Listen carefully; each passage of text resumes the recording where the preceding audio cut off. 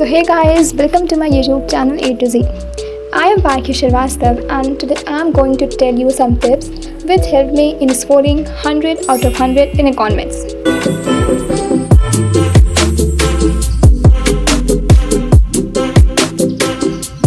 I opted for humanities with economics and I know that for humanities and commerce students, economics is the main concern.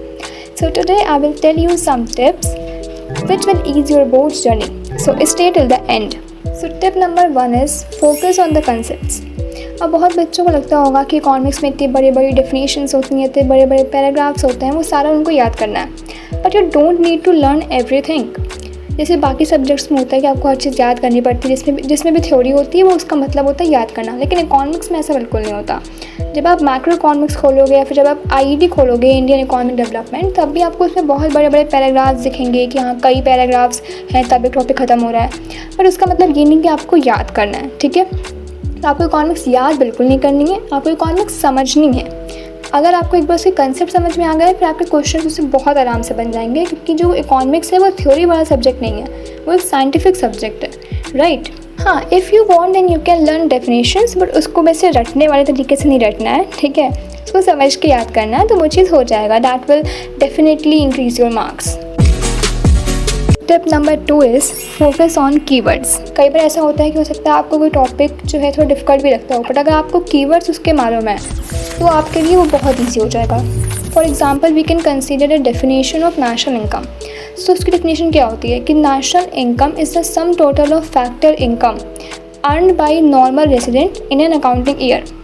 अब अगर इसमें कोई keyword पूछे या आपकी डेफिनेशन लिख के भी आओ तो इसमें कीवर्ड्स को अंडरलाइन करना कभी मत भूलना. ठीक है, तो इसमें कीवर्ड्स कौन कौन से हो जाएंगे. पहला हो जाएगा फैक्टर इनकम, क्योंकि आप अभी पढ़ोगे कि factor income, transfer income 2 type की होती है. तो नेशनल इनकम में सिर्फ फैक्टर इनकम हम इंक्लूड करते हैं, इसलिए ये इसका कीवर्ड है. तो फैक्टर इनकम, फिर अर्न बाय नॉर्मल रेसिडेंट. तो नॉर्मल रेसिडेंट भी इसका कीवर्ड है. नॉर्मल रेसिडेंट की भी डेफिनेशन होती है, वो भी आप पढ़ोगे.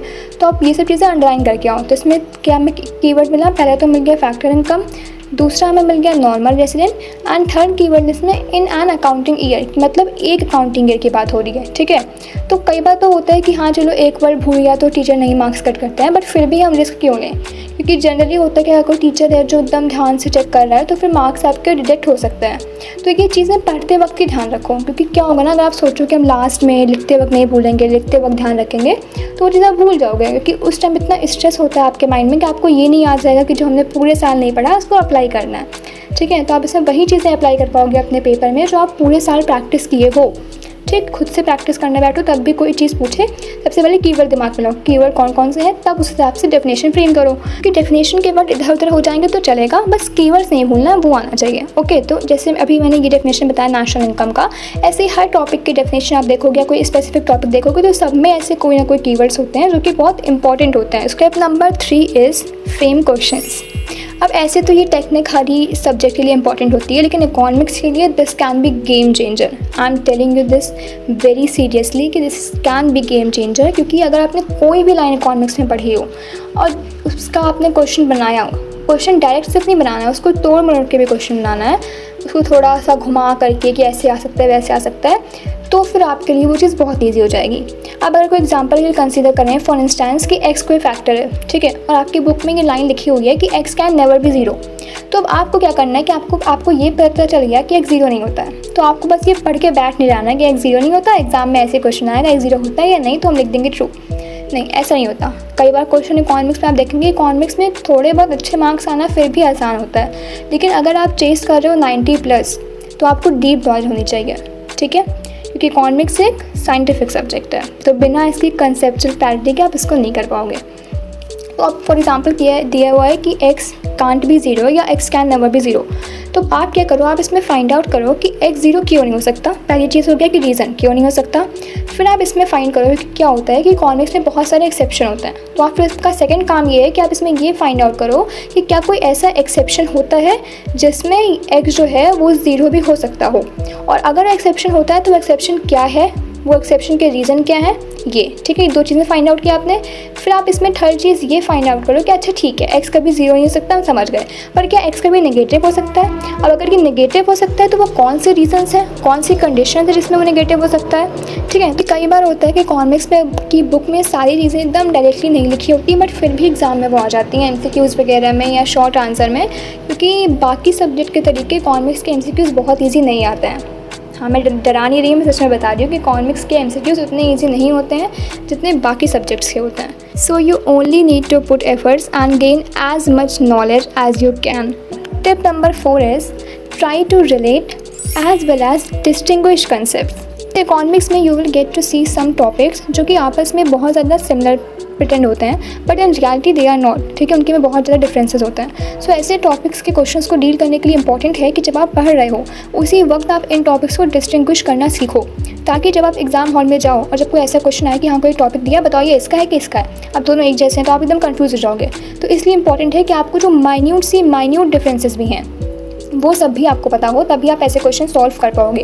क्योंकि पहले तो ऐसा नहीं होता था, बट अभी पिछले 2 साल से ऐसा हो रहा है कि जो MCQs में क्या करता है ना कि मैच द फॉलोइंग दे देता है, ठीक है, कि ए का बी होगा, इसका ये होगा, ऐसे करके।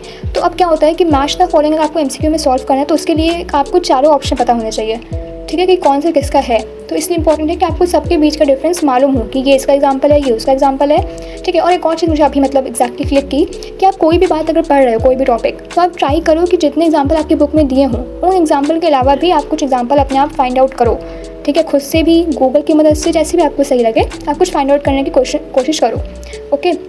अब उसके अलावा कुछ टॉपिक ऐसे भी होते हैं जो दिखने में तो अलग होते हैं लेकिन वो होते हैं सिमिलर हैं, मतलब आपस में इंटर रिलेटेड होते हैं। तो ऐसे टॉपिक को कनेक्ट करके पढ़ो ताकि आपको इन टॉपिक से क्वेश्चन सॉल्व करने में कोई प्रॉब्लम नहीं हो, ठीक है। तो आपको टॉपिक कनेक्ट करना भी आना चाहिए और उनको डिस्टिंग्विश करना भी। Tip number 5 is focus on numericals. Yes, economics के न्यूमेरिकल्स जो होते हैं वो दिखने में भले आसान होते हैं, क्योंकि डायरेक्ट तो ये ऐसा होगा, वो ऐसा होगा, इसकी वैल्यू आ जाएगी, लेकिन वो आती कभी नहीं है। मतलब प्रैक्टिस करोगे तब आएगी, ऐसे नहीं आती, मैं ये बोल रही हूँ।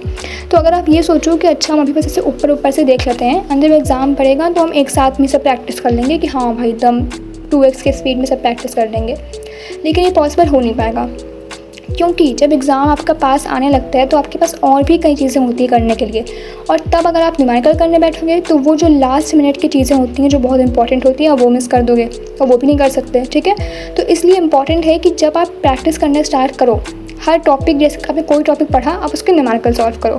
ट्राई करना कि 50 से 60 न्यूमेरिकल आप हर चैप्टर के सॉल्व कर लो, और उस पर जब आपकी अच्छी कमांड हो जाए तभी दूसरे टॉपिक के या दूसरे चैप्टर के न्यूमेरिकल पर जाओ, ठीक है। क्योंकि अगर आप सारे न्यूमेरिकल लास्ट के लिए रखे रहोगे तो आपके लिए बहुत ज़्यादा हेक्टिक हो जाएगा, आपको चीज़ें क्लियर नहीं हो पाएंगी।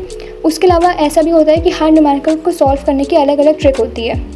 जैसे एक फॉर्मूला है, उससे आपने कुछ न्यूमेरिकल सॉल्व कर लिया, वो एक जनरल न्यूमेरिकल होता है। लेकिन अगर आपकी किस्मत बहुत ख़राब रही और थोड़ा एक्स्ट्रा ऑर्डिनरी और हाई लेवल का न्यूमेरिकल आ गया तो फिर वो गया, एक जनरल वो होता है फॉर्मूला, वो काम नहीं आ पाता वहाँ पे। तो कुछ ऐसी चीज़ें होती हैं, कुछ ऐसे पॉइंट्स होते हैं जो आप अलग अलग बार जब अलग अलग टाइप के न्यूमेरिकल सॉल्व करोगे अलग अलग बुक से, जैसे कोई एक साइड बुक है वो आप परस्यू कर रहे हो, ठीक है, उसके आपने सारे न्यूमेरिकल कर लिए, तो ट्राई करना कि किसी और पब्लिकेशन की बुक उठा करके भी सिर्फ न्यूमेरिकल सॉल्व करो। टॉपिक तो आपने अपनी साइड बुक से पढ़ लिया है, वो पढ़ने की ज़रूरत नहीं है, लेकिन अगर आपको न्यूमेरिकल सॉल्व करना है तो आप दूसरी पब्लिकेशन की बुक से भी करो ताकि आपको वेराइटी ऑफ क्वेश्चंस मिले, ठीक है। क्योंकि न्यूमेरिकल आप जितने अलग अलग टाइप के सॉल्व करोगे आपके लिए वो उतना ईजी होगा। टाइम में तो मैं ये करती थी कि मेरे पास एक नोटबुक थी जिसमें मैं अलग अलग पब्लिकेशन की जो बुक होती थी उसके न्यूमेरिकल्स को सॉल्व करती थी, ठीक है। तो अब क्या हुआ, मान लो कोई क्वेश्चन है जो एक जो फॉर्मूला दिया हुआ से डायरेक्टली हो गया, तो अगर डायरेक्ट फॉर्मूला से हो जाता है तो ठीक है, अगर वो नहीं होता है तो मैं उसके नीचे ये भी लिखती थी कि इसमें क्या चीज़ ऐसी है, क्या हमें ऐसा चेंज करना था कि उसके बाद ही आंसर आएगा, ठीक है। क्योंकि क्या होता है ना, आपने न्यूमेरिकल सॉल्व किया, आंसर नहीं आया, आंसर देखा तो लगता है कि अच्छा ऐसे करना, ठीक है, याद रहेगा, पर वो चीज़ याद रहती नहीं है, ठीक है। तो आपको कहीं भी ऐसी कोई अलग सी चीज़ मिले जिसमें आपको लगे कि अच्छा ये डायरेक्ट फॉर्मूला से नहीं होगा, इसमें जब तक ये नहीं अप्लाई करेंगे, तो वो अप्लाई करने वाली बात को लिखो कि ये अप्लाई करने के बाद ही ये वाला फॉर्मूला लगाना है, वरना वो आपके दिमाग से मिस हो जाएगी, क्योंकि अभी टाइम है बोर्ड एग्जामिनेशन में, ठीक है। तो ये चीज़ मैं करती थी, आप चाहो तो ये ट्राई कर सकते हो। So these are some tips which I followed and which you should also try. Now if you guys want then I can make a separate video on how to solve numericals easily, मतलब क्या tricks होती हैं, क्या tips होती हैं, और वो जो नोटबुक है इसमें मैंने लिखा हुआ है वो चीट शीट मैं आपको शेयर कर सकती हूँ।